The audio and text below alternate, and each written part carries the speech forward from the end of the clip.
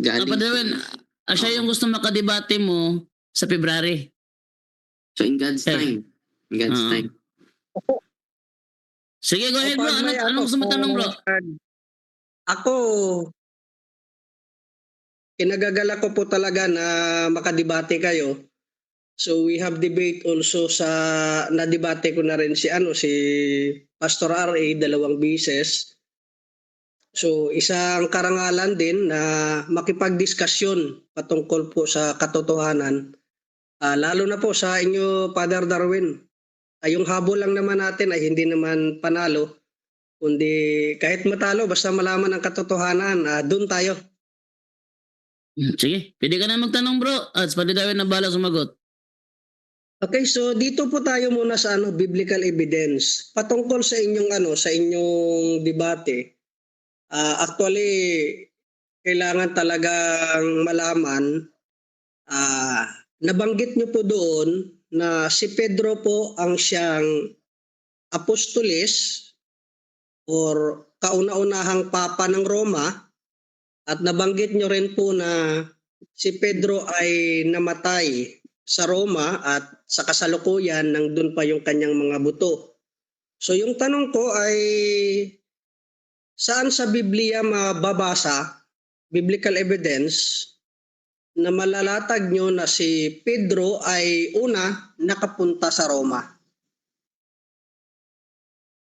So yun ang katanungan mo, kapatid? Opo, may mga follow-up lang din naman yan mamaya. Ano ang basihan nyo po? Okay. Maraming salamat, kapatid. No, anong basihan natin na si San Pedro ay nasa Roma, no? Basahin natin ang Living Bible, bro. 1 Peter chapter 5 verse 13. Ang sabi dito, the church here in Rome, she is your sister in the Lord, send you her greetings, so that's my son Mark. So, ang basihan nyo ay... Bro, sasagot muna ako. Sorry. Oo. Ang nickname sa Rome before is Babylon. No? So Babylon is Rome, especially during persecution in the early Christian. Babylon the Great ruling over nations and persecution the saints. Revelation chapter 17 to 18. So, base sa talatang ito, the church here in Rome. So yung unang Pedro, kapatid, ay nasulat niya dun sa Roma. So biblical yan.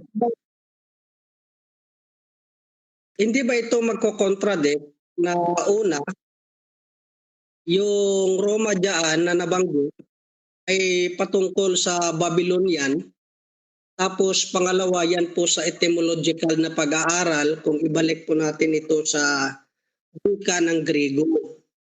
Tapos pangalawa, yung Roma po dyan ay never pong na-mention as literal na Roma, na ito po ay itinuhoy bilang isang Babylonian during that time. At pangatlo, yung sinulatan kasi ni Pedro, patungkol yan sa mga Hudyo sa Mesopotamia. So ito po ay illogical na kung saan susulat siya sa grupo ng mga Hintil. Kaya yung tamang salin dyan, kung mayroon po kayo dyang Biblia na mababasa po dyan sa Grego, hindi po nabanggit dyan yung Roma, kundi Babylonia.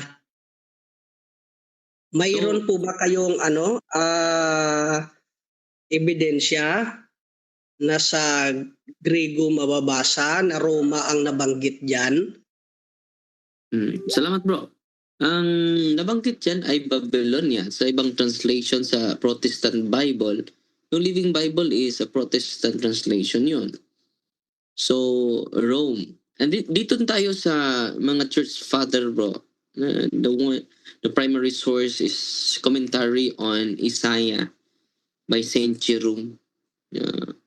Peter makes mention of Rome figuratively under the name of Babylon. Pangalawa, nandito po yan sa Commentary on Isaiah by Saint Jerome. Saint Augustine of Hippo, Babylon is a figure of the city of this world, Rome itself. It's called Babylon, city of God. Book 18. Babylon, earthly city, pride, persecution, it refers to Rome. Eusebius, an historian. Ecclesiastical History, Book 2. So, primary sources po itong kinukot ko, kapatid. Eusebius of Caesarea, Peter mentions Rome itself as Babylon in his epistle. So, historian po ito. Hindi po ito sa first century po. Saint Irenaeus in the first century interpret Revelations Babylon as the imperial power persecuting the church, understood in his time as Rome against heresy. Itong alak nito, ay title nito ay Against Heresies. Book 5. So, dito kapatid, sa mga primary sources, hindi po personal na opinion ko, Babylon is referring to Rome. And then, sa Living Bible, sa Protestant Bible, hindi po ito Catholic Bible, 1 Peter chapter 5 verse 13, the church here in Rome. Therefore, sabi ng mga Batikan, nauna pa sa akin, yan po ay referado sa Roma po. So, sa question mo, na meron bang basihan? Meron po. Hindi po, dito po sa document na sinesearch natin, ito palang, hindi po yan Mesopotamia, Babylon. Yung Mesopotamia, sabi dito, mabasahin ko ha.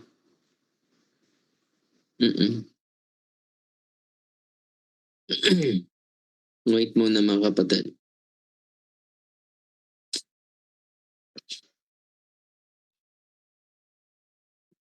Nawala. Okay lang, Father Darwin. So, na-mention mo yung First Peter aside, yung actually hindi siya sa etymological talaga, yung nakalagay ay Babylonia, pero sa komentaryo po kayo kumuha ng base na yan ay sa Roma. Tama po ba? Before ako sasagot yan, kapatid, no. Why scholars agree this means? Mga scholar po, hindi po sa personal ko na opinion, no. Mabigat yung sabi ko nga, commentary sila or scholar. Pero paano mo mare-reconcile kung may apat na scholar sasagot na mo na ako na nagtututol dito? Sasagot mo na ako tatapusin mo na dahil tapos na yung question mo eh. So, give and take lang tayo kapatid. No? Dahil nakuha ko na yung punto mo eh. So, Saint Peter was never historically in Mesopotamia, Babylon. Hindi po siya nakapunta doon. No, he was martyred in Rome. Early Christian used code language. Ang Babylonian, kung hindi siya doon sa Babylonia. Jando. Yes. Nagsasagot pa ako. Before, patatapusin mo ako. Paano ka maka-learn sa katotohanan galing sa simbahan kung you are not ready to listen? You keep on questioning, you're not welcoming things which are not contrary to your idea. So, kapatid, patatapusin mo ako dahil hindi ako kasi Father Darwin ganito, nakikinig naman tayo. Bro, wait lang bro. Napukunin natin yung patungkol sa correct interpretation. Wait lang bro kasi ng salitang Babylonian sa First Peter. Bro, wait lang. Kasi sumasagot pa na Darwin naman at hindi pa siya tapos. Yung mga makapagtapos, kung kukontrahin mo yung Bible scholar, mamaya na, ikaw tatanungin pa na Darwin. Sa ngayon, sasagot pa siya, patapusin muna natin. Pag tapos na siya, sasabihin niya tapos na siyang sumagot. Go ahead, Brother Darwin. Good. Sige. Una Brother Darwin po. Dahil pastor ka eh. mga member mo nakikinig ngayon, no? So kung naghahanap ka talaga ng katotohanan, maghintay ka. The virtue of patience should be seen the way you ask question. Alam, may panahon, there's time for everything. Bibigyan ka namin ng pagkakataon na magtanong. So, bigyan mo din kami ng panahon na masagot yung tanong mo. So, just wait.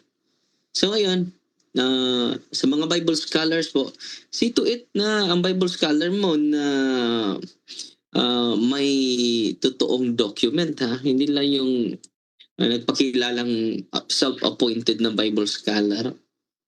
Unang-una kapatid ha, ipatunayan mo na nakapunta historically si Pedro sa Mesopotamia, Babylon. Hindi po siya kailan nakapunta doon.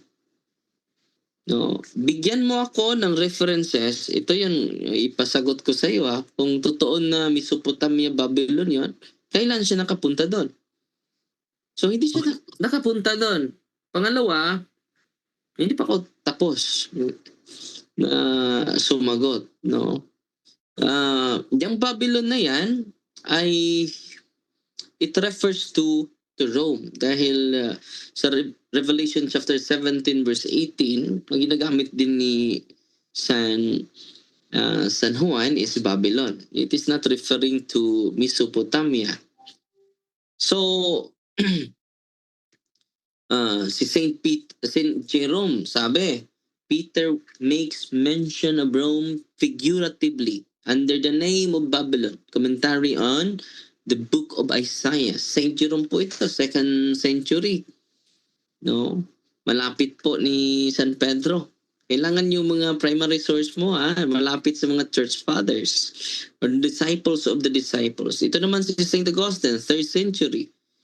Babylon is a figure of the city of this world. Rome itself is called Babylon. Sa kanyang aklat na City of God, book number 18. So, dito naman si historian Eusebius of Caesarea. Malapit po ito sa mga apostol. Peter mentions Rome itself as Babylon in his epistle. Ito po si Eusebius is a 1st century historian.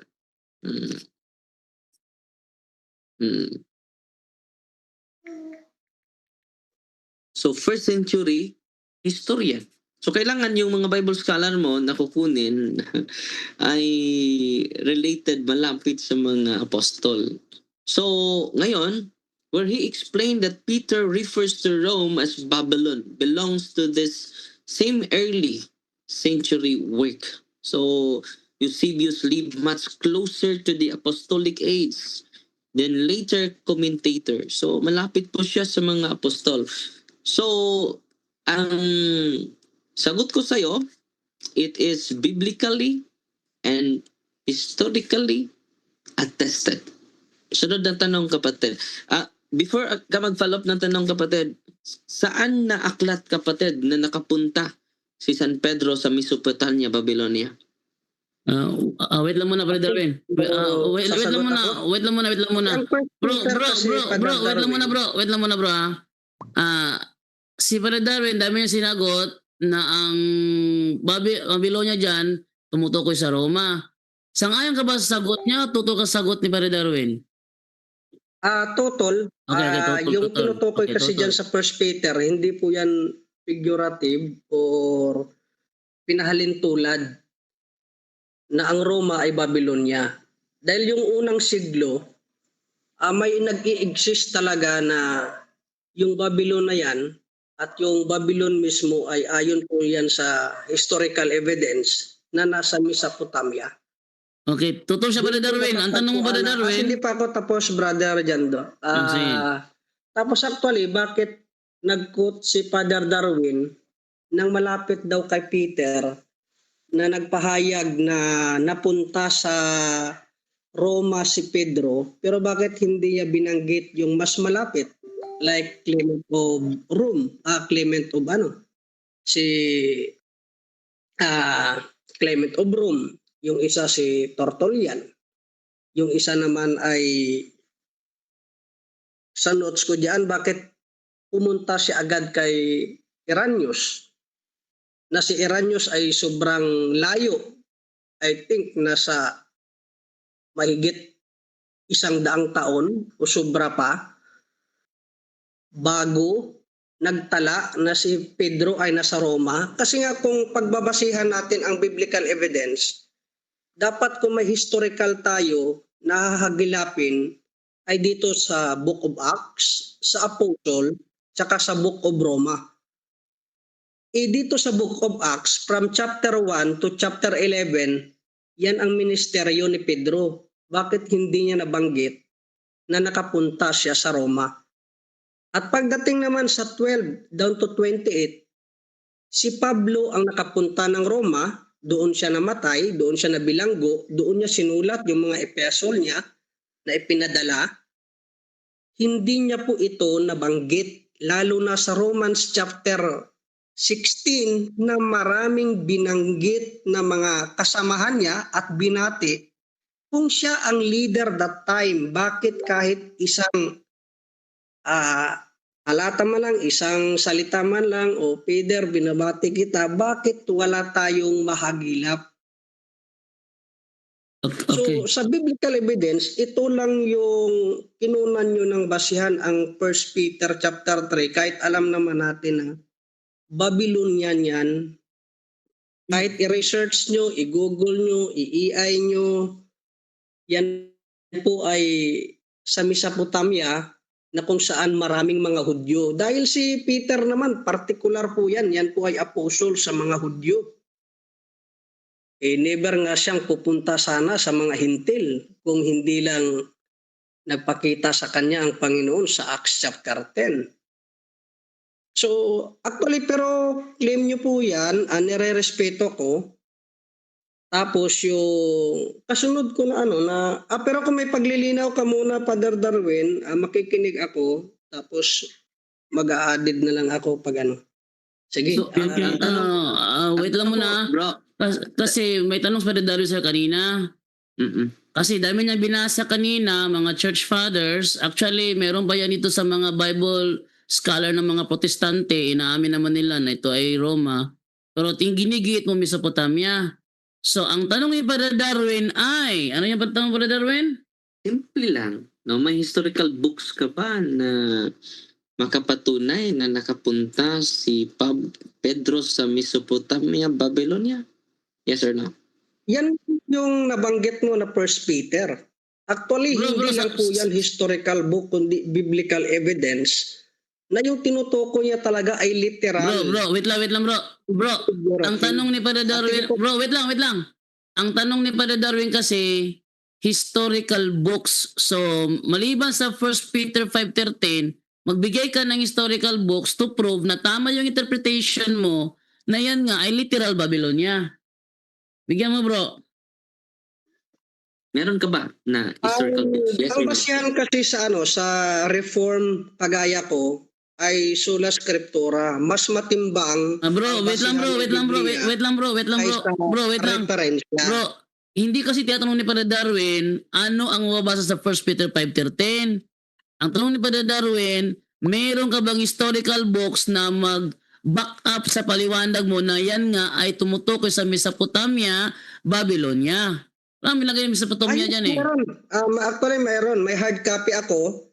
Pero Asan bro? Ilabas na bro. aabangan natin yan sa February. Pwede natin yang isama. Dahil anyway, papatunayan ko naman na apostasya yung RC that time. Pero well anyway, papatunayan pa naman natin yan.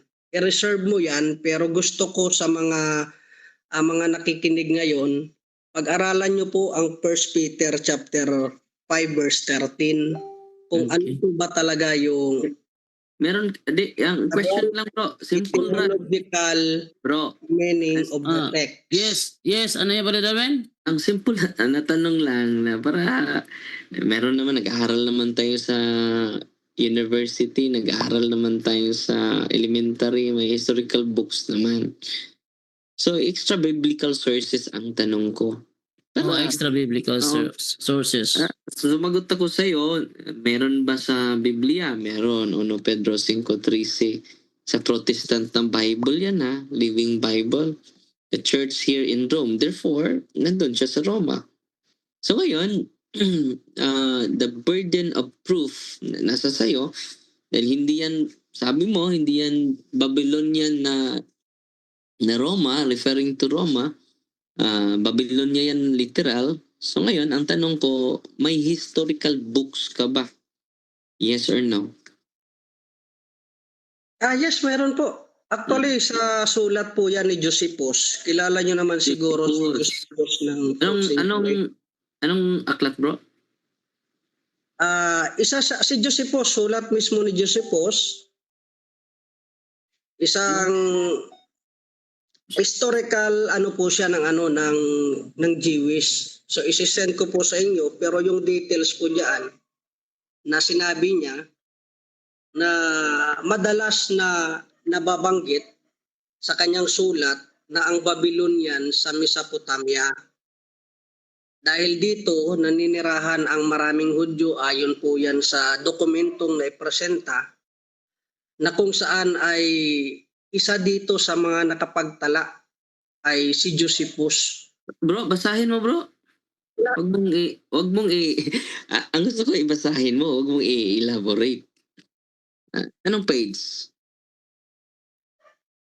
Ang sabi ko, wala akong hard copy ngayon na hawak, 'di ba? Sa online lang tayo.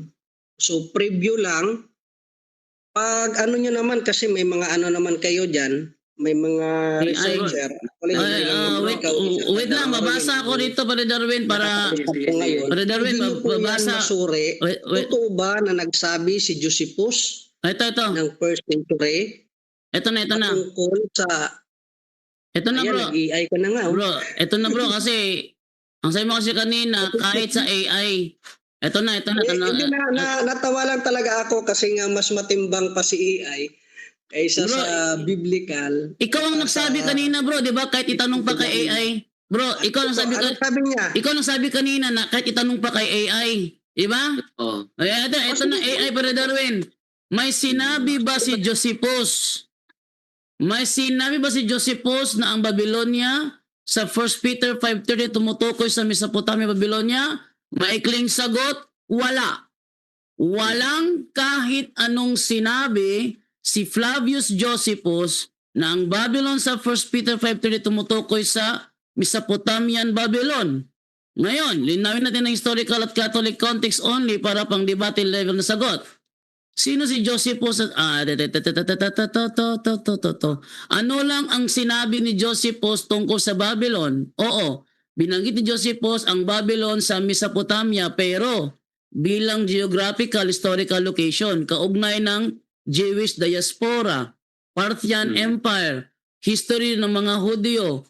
Wala siyang sinabi na si San Pedro ay nandoon. Wala siyang sinabi na may Christian community doon. Wala siyang sinabi na doon isinulat ang unang Pedro. At wala siyang sinabi na ang Babylon ng unang Pedro ay literal. Ayan. So wala. Para rin wala. So, bro, dahil... Sasagot ako, bro, kasi nag-present na din si John. Anong libro?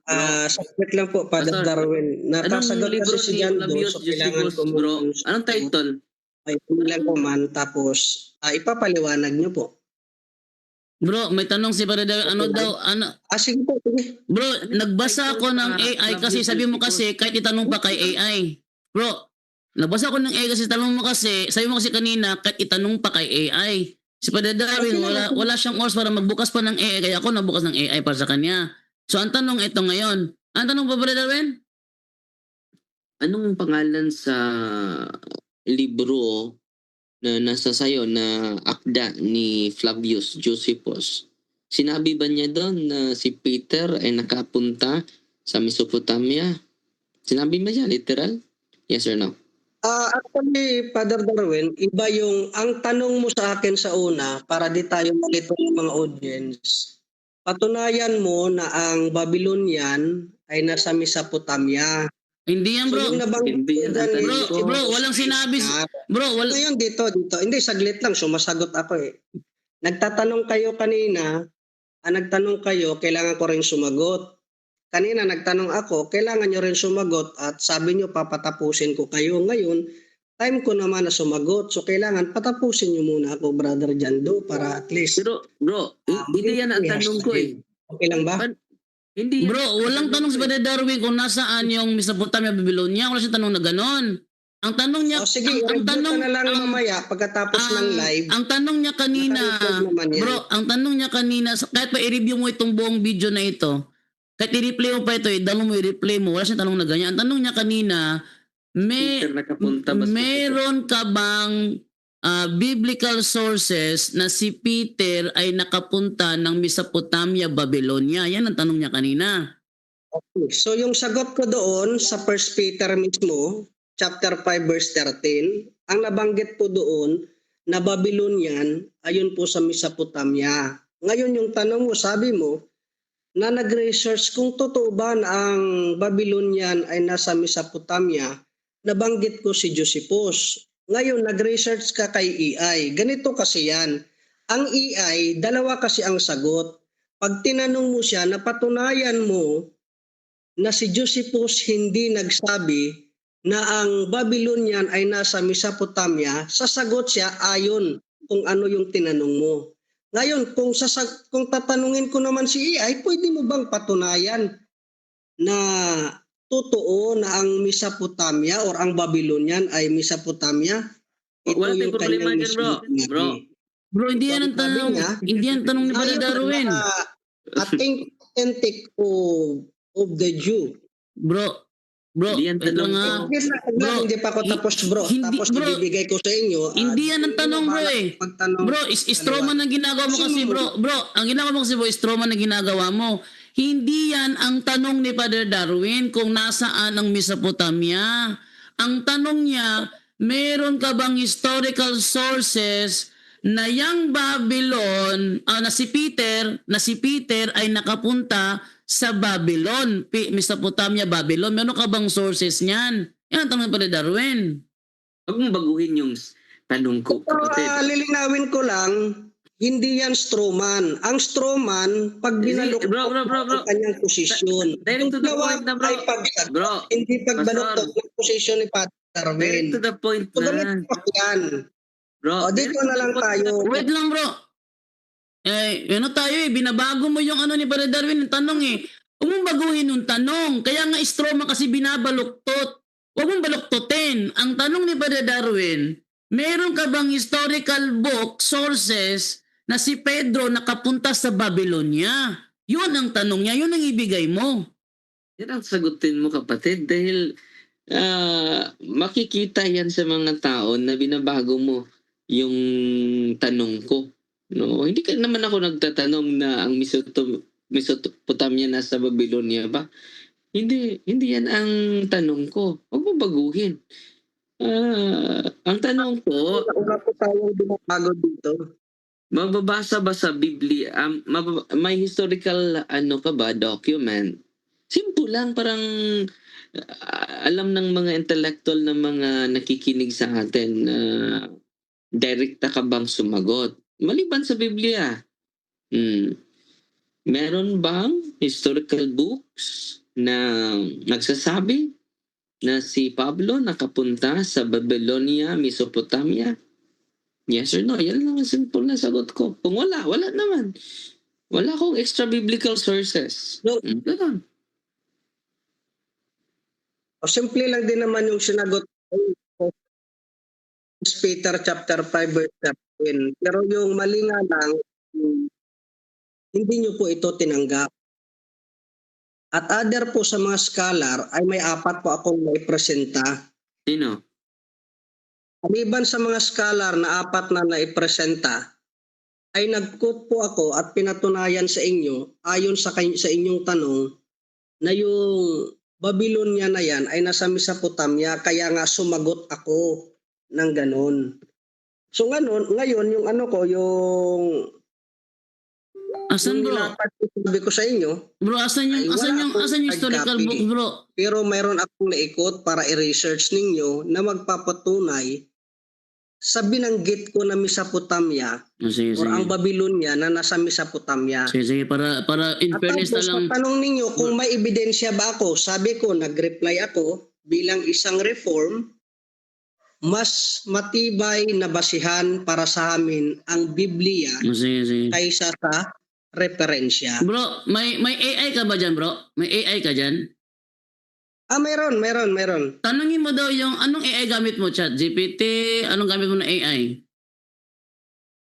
Dito meron namang pwede rin sa research ko. Hindi, anong AI gamit? Anong AI gamit mo, bro? Gemini, pwede rin Bro, anong AI gamit mo ngayon?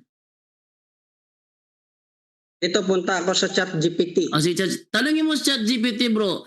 Yung Babylon ba sa 1 Peter 5:13 ay tumutukoy sa literal na Babylon o Roma? Tanungin mo ra, anong sasagot niya? Ayon sa kanya, ito, historical evidence. Hindi yan, bro. Huwag mo balago yung tanong. Bro, wait lang ha. Ang balago yun ng tanong. Ang tanong dyan is, tanongin mo si ChatGPT mo dyan, yung Babylon ba sa 1 Peter 5:13 ay tumutukoy sa Babylonia literal o sa Roma? Tanongin mo, anong sasagot niya?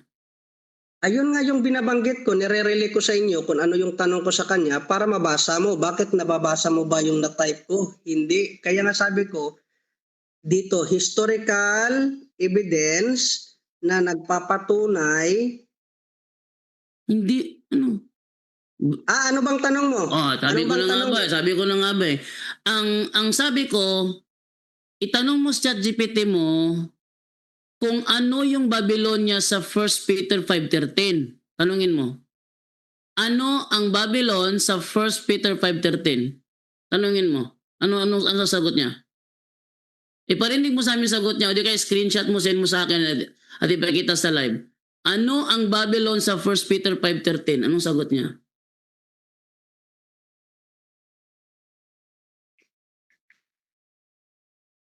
Sige daw, para maging ano naman tayo.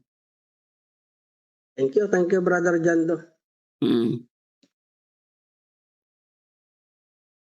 Screenshot mo bro, send mo sa akin bro para mabasa namin kung paano mo tinanong. Ano yung Babylon sa 1 Peter 5:13? Anong sagot niya dyan?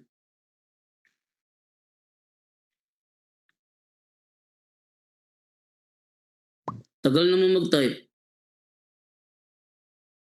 Bro, basahin mo yung unang sagot niya bro. Saglit lang. Para, kanina ka pa nagtatype, di ba tapos yan?